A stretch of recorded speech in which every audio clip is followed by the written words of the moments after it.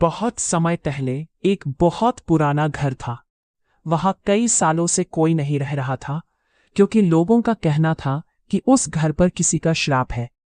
उस घर के पीछे एक कब्रिस्तान भी था। एक परिवार जिसमें सिर्फ एक बच्चा और उसकी माँ थे, उस घर में रहने आया। उन्हें वो घर बहुत कम कीमत पर मिल रहा था, इसलिए उन्होंने वहां रहने का फैसला किया। लड़के का नाम रोहन था और उसकी माँ का नाम सोना। पहली रात तो वे वहां रहकर बहुत खुश थे, लेकिन जब रोहन सो रहा था तो उसे कुछ अजीब और डरावनी आवाजें सुनाई दी।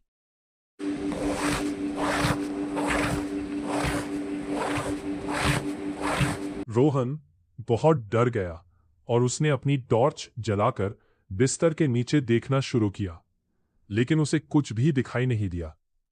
अब वह नीचे उतरकर देखने की हिम्मत भी नहीं जुटा पा रहा था, क्योंकि इसीलिए उसने उसकी माँ को बुला लिया। हाँ, रोहन बेटा, बोलो, क्या हुआ? मुझे क्यों बुलाया तुमने? मम्मी, मैं इस कमरे से कुछ डरावनी आवाज सुनी और बहुत डर गया। मैं चाहता हूँ कि आप मेरे साथ सो लो। अरे रोहन बेटा, तुम्हारी गलतफहमी है। जल्दी से सो जाओ।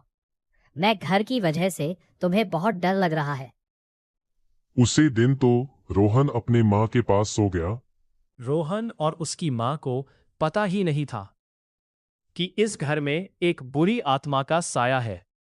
उसे घर में जहां भी वो जाते, कुछ डरावनी डरावनी चीज होते ही रहते हैं।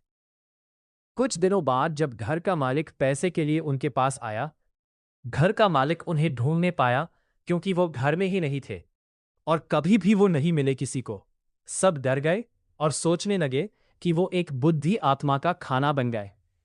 सेकेंड पार्ट के लिए लाइक और सब्सक्राइब करें।